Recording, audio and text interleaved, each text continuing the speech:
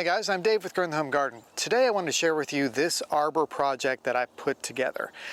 This is going to be the beginning of our fence that goes around the vegetable garden that's behind me. This will kind of serve as a gateway, the main entrance into the vegetable garden. And so I wanted it to be really nice. I wanted to have a really cool entrance feature into this. And this is actually the style of arbor that I built in 2009 at our other house. There was a little competition with Better Homes and Gardens and Home Depot and some different bloggers who were out there. And I built something almost identical to this exact style, and I'll show you what I mean here in a few minutes. But I'll go through in this video and show you some of the features, how we built some of this stuff, how we put everything together, and just kind of give you some ideas, maybe if you want to build your own type of an arbor that's similar to this. So let me show you some things about this arbor that make it a little bit more unique than maybe something else you might see either buying it from a store or in someone else's garden. So I'm starting right here on the ground, and I want to share something with you on this. This is not level ground. We've got a slope coming from one side over there to this other side. And you notice I've got these giant concrete blocks going on here. That is poured concrete that I built some forms with, and there's a hole down below. My goal was to keep the base of the arbor very nice and level so that I could put in these little black brackets on either side. And to do that, I built a frame that would hold them all, and I could level the frame up, and then I would put in the concrete. Well, on this side, it was so deep compared to the left side that I really had to build up and build some forms. What I'm going to do next, maybe not today or this week, but this area is going to get filled in with dirt and soil from other areas of the yard. And we're going to do some better grading over here because this is a little too high and there's a little bit of a dip right here. And my plan is to get it up to the level of where those brackets are, the very base of those brackets. So these concrete blocks will actually go under a small layer of soil and you won't even see them. So they don't look wonderful, but their intention is only to hold the base piece right here like you would pour concrete in a hole, and they serve that pretty well.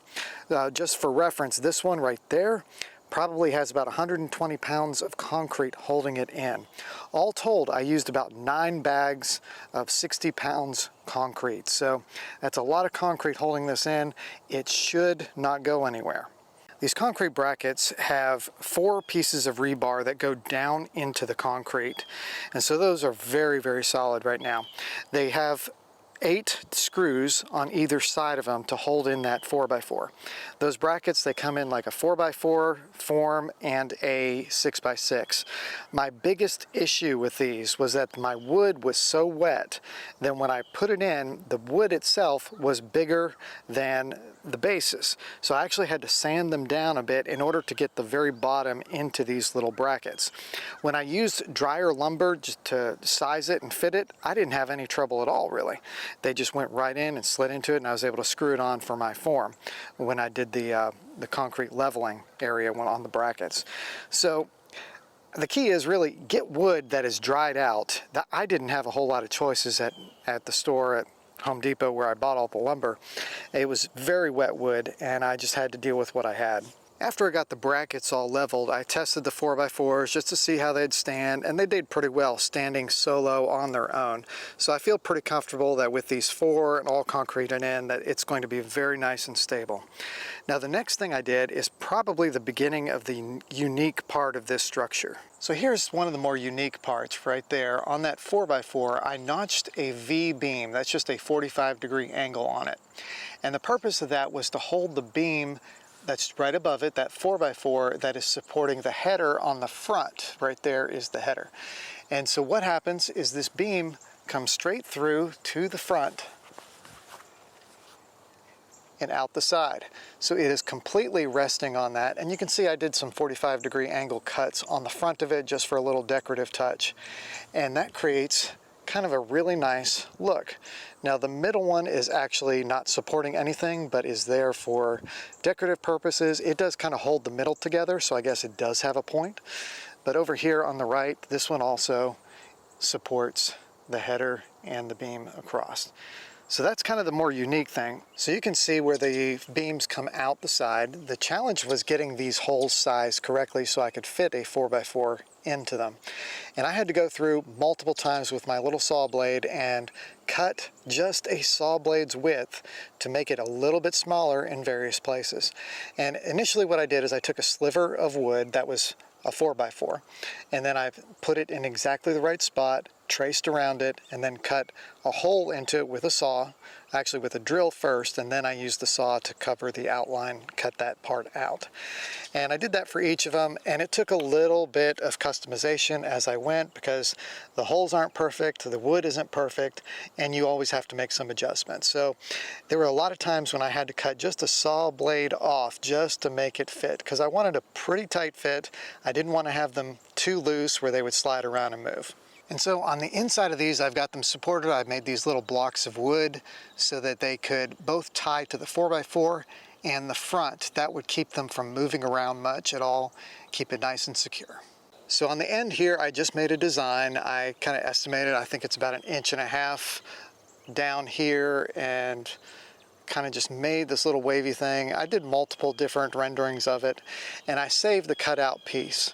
What I did with my other arbor is I used that cutout piece as a bracket and then posted it right here so that I could have a couple of solar lights hanging on it.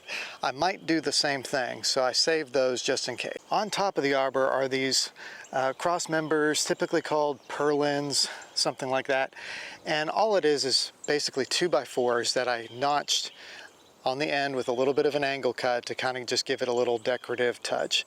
I sanded them all down before I put them up there. My intent is to sand the whole thing down again in a couple of months when it's dried out, and then I'll go through and do staining on the entire arbor. The wood was so wet that I feel like any kind of stain that I put on there would just have a difficult time being absorbed into the wood. To hold those on, I made these little triangle brackets out of some of the leftover lumber from the 2x4s.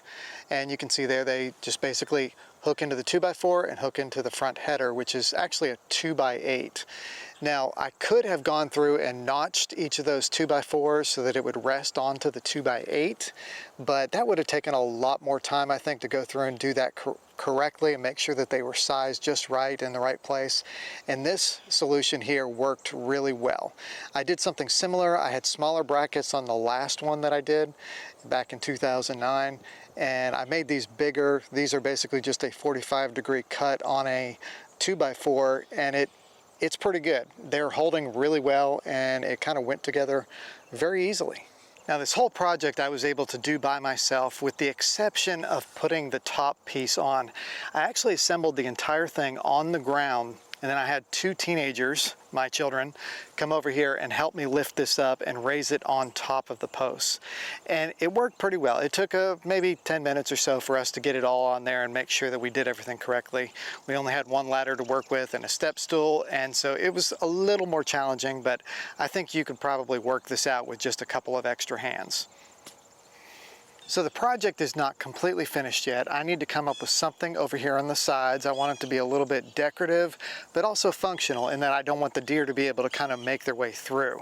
And the reason for that is this back post on both sides of this arbor are going to be where the fence comes off of. So it's going to go that direction and that direction with the fence.